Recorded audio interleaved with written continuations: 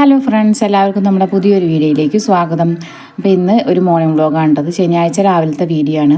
രാവിലെ അടിക്കലും തുടക്കലൊക്കെ കഴിഞ്ഞ് വേഗം പോയിട്ട് മേലൊക്കെ കഴുകി വന്നിട്ട് വിളക്ക് വെക്കുന്നിട്ടോ. വിളക്ക് വെക്കൽ കഴിഞ്ഞിട്ട് ചന്ദനമൊക്കെ അരച്ചിട്ടു. പിന്നെ കുങ്കുമം ഇട്ടു കേട്ടോ. തല കുളിച്ചിട്ടില്ലെങ്കിലും ചന്ദനവും കുങ്കുമൊക്കെ ഇട്ട ഒരു പ്രത്യേക ഒരു ഫീലിംഗ് ആണ് കേട്ടോ. അന്ന് ജലദോഷത്തിൻ്റെ ഒരു ഇത് ഉണ്ടാകും കൊണ്ട് ഞാൻ തല നനച്ചിട്ടുണ്ടായിരുന്നില്ല. പിന്നെ നേരെ അടുക്കളയിലേക്കാണ് കേട്ടോ വരുന്നത്. ഇന്ന് കുട്ടികൾക്ക് സ്കൂളില്ല, പക്ഷേ മോൾക്ക് ട്യൂഷൻ ഉണ്ട് കേട്ടോ. അപ്പോൾ കുറച്ച് വൈകിട്ട് പോയാലും മതി. ഞാൻ ആദ്യം തന്നെ ജനലൊക്കെ ഒന്ന് തുറന്നിട്ടു കേട്ടോ. നേരത്തെ എണീക്കുന്ന സമയത്ത് ഞാൻ കുറച്ച് വെളിച്ചം വന്നതിന് ശേഷം ജനലൊക്കെ തുറന്നിടുക. പിന്നെ ആദ്യം തന്നെ ഇതാ ചുക്ക് വെള്ളത്തിനുള്ള വെള്ളം കുറച്ച് വെച്ചിട്ടുണ്ട്. വെള്ളം ഇന്നലെ വെച്ചതൊക്കെ കഴിഞ്ഞിട്ടുണ്ടായിരുന്നു കേട്ടോ. ഞാൻ കുറച്ച് വെള്ളം എടുത്ത് വയ്ക്കുക ചെയ്തത്. പിന്നെ കടലക്കറി വയ്ക്കാനുള്ള ഉള്ളിയൊക്കെയാണ് നേരെയാക്കിക്കൊണ്ടിരിക്കുന്നത്. വെണ്ണീറൊക്കെ കോരി വെച്ചതാണ് കേട്ടോ. അതൊന്നും കൊണ്ടുപോയി കളഞ്ഞിട്ടുണ്ടായിരുന്നില്ല. പിന്നെ ഞാനെപ്പോഴും കടലക്കറി വയ്ക്കുമ്പോൾ കുക്കറിൽ തന്നെ എണ്ണ ഒഴിച്ചിട്ട് ഉള്ളിയും തക്കാളിയും വാട്ടിയിട്ട് ഇഞ്ചിയും വെളുത്തുള്ളിയും ചതച്ചതും ഇടും. പിന്നെ ആവശ്യത്തിനുള്ള മല്ലിപ്പൊടി, മുളക് പൊടി, മഞ്ഞൾപ്പൊടി, ഉപ്പ്, ചിക്കൻ മസാല, കുറച്ച് കുരുമുളക് പൊടി ഇട്ടിട്ട് അതിലേക്ക് കടലയും കൂടി ഇട്ട് വെള്ളം ഒഴിച്ചിട്ട് വേവിക്കുകയാണ് കേട്ടോ ചെയ്യുക. എന്നിട്ട് പിന്നെ അതിലേക്ക് തേങ്ങയും കൂടി അരച്ച് പാരിയാണ് ചെയ്യാറുള്ളത്. അപ്പം അങ്ങനെ കടലക്കറി അടുപ്പത്ത് വെച്ചിട്ടുണ്ടായിരുന്നു. പിന്നെ ഞാൻ തേങ്ങ ചിരകിയിട്ട് അത് അരയ്ക്കാൻ വേണ്ടി നിന്നു കേട്ടോ. പിന്നെ അത് ആ തേങ്ങയൊക്കെ അരച്ച് പാർന്ന് കറി അവിടെ സെറ്റായി കഴിഞ്ഞപ്പോഴേക്ക് വേഗം ദോശ ഉണ്ടാക്കാൻ നിന്നു. കുറേ ദിവസമായിട്ട് പുട്ടൊക്കെ ഉണ്ടാക്കണം. അപ്പോൾ ഇന്ന് എന്തായാലും ദോശ ഉണ്ടാക്കാമെന്ന് വിചാരിച്ചിട്ട് ഇന്നലെ ആട്ടി വെച്ചതാണ്. അപ്പോൾ മോൾക്കുള്ളതാണ് ഉണ്ടാക്കുന്നത്. മോനും ഏട്ടനും ഒന്നും എണീറ്റിട്ടുണ്ടായിരുന്നില്ല. അപ്പോൾ ഞാൻ അവൾക്ക് പോകുമ്പോഴേക്ക് ചൂടോടെ ഉണ്ടാക്കി കൊടുക്കാമെന്ന് വിചാരിച്ചിട്ടാണ്. കറി ആയപ്പോൾ ഞാൻ പിന്നെ അതൊരു പാത്രത്തേക്ക് ഒഴിച്ച് വെച്ചു കേട്ടോ. എന്ത് കറി ഉണ്ടാക്കിയാലും അപ്പം തന്നെ അത് പാത്രത്തേക്ക് ഒഴിച്ച് വെച്ചില്ലെങ്കിൽ സമാധാനം ഉണ്ടാവില്ല. പിന്നെ കുറച്ച് പാത്രങ്ങൾ ഉണ്ടായിരുന്നത് കൈയോടെ കഴുകി വെച്ചു. ഈ സ്കൂളില്ലാത്ത ദിവസങ്ങളിൽ പാത്രം കഴുകലോ കുറച്ച് അധികമാവും കേട്ടോ.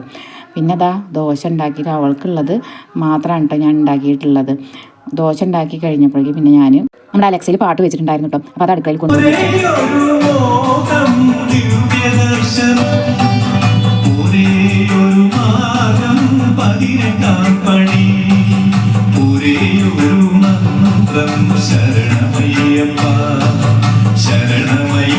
അങ്ങനെ പാട്ടൊക്കെ കേട്ടിട്ട് ഞാൻ ഓരോ പണിയെടുത്തുകൊണ്ടിരിക്കുകയാണ് കേട്ടോ. പിന്നെ അത് പാല് അടുപ്പത്ത് വെച്ചിട്ടുണ്ടായിരുന്നു. പാല് തിളച്ച് വന്നപ്പോഴേക്ക് വേഗം ചായയും കൂടി വെച്ചു കിട്ടും. അപ്പോഴേക്ക് മോള് കുളിയൊക്കെ കഴിഞ്ഞ് വന്നിട്ടുണ്ടായിരുന്നു.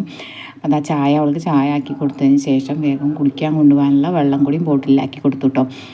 അപ്പോൾ അങ്ങനെ അവൾ ഉച്ചയ്ക്ക് വരും. അപ്പോൾ ചോറൊന്നും കൊണ്ടുപോകേണ്ട ആവശ്യമില്ല. അതുകൊണ്ട് ഞാൻ തീയൊന്നും കത്തിച്ചിട്ടുണ്ടായിരുന്നു.